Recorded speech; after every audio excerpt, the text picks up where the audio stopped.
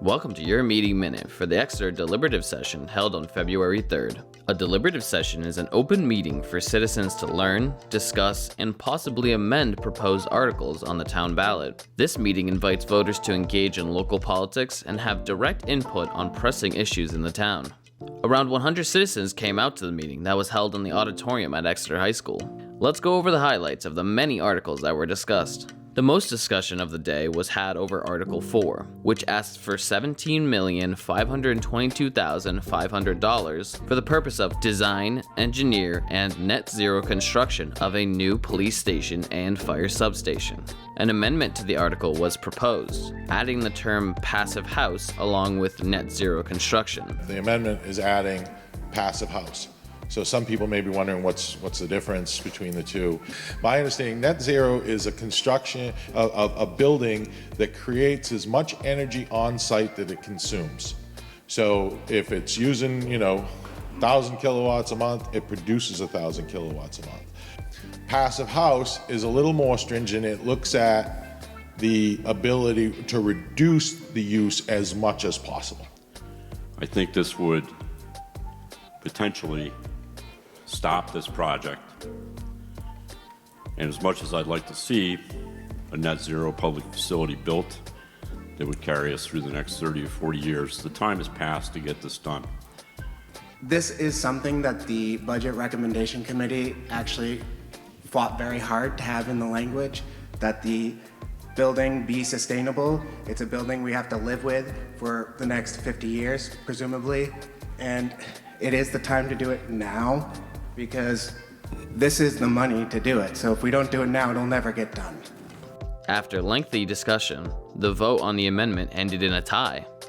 For an amendment to pass, it needs a majority vote, so this amendment was not passed.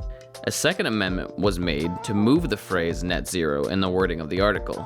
Term net zero in quotation marks in line 3, which precedes the word construction, I propose that term net zero be put in front of the word design so that net zero is applied to the design, engineering, and construction.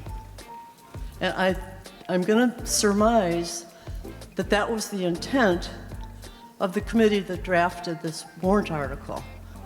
A request came before the select board, and the select board last year, before the warrant article was presented last year, actually increased the budget to take into effect net zero over 30 years.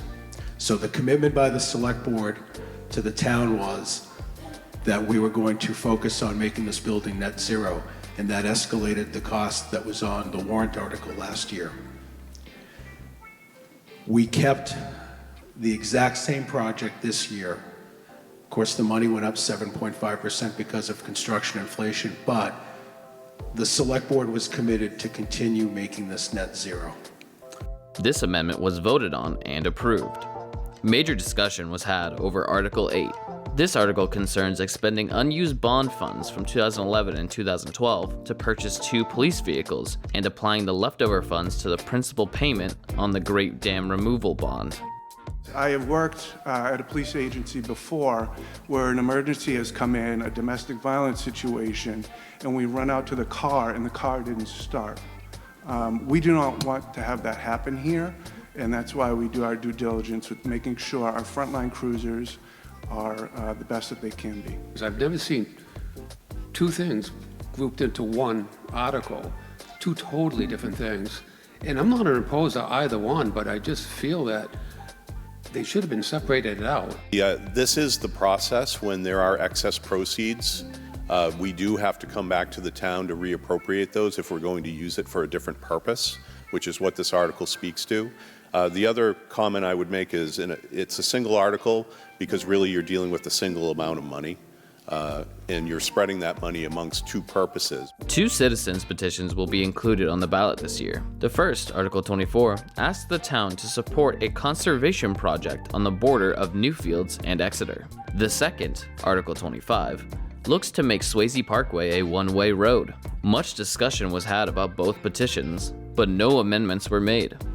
With the deliberative session finished, the next step in the town meeting process is the town election, where voters will vote on the warrant articles, operating budgets, and local candidates to various boards and committees. And as a reminder, the Exeter Town elections will be held on March 12th, 7 a.m. to 8 p.m. at the Talbot Gymnasium.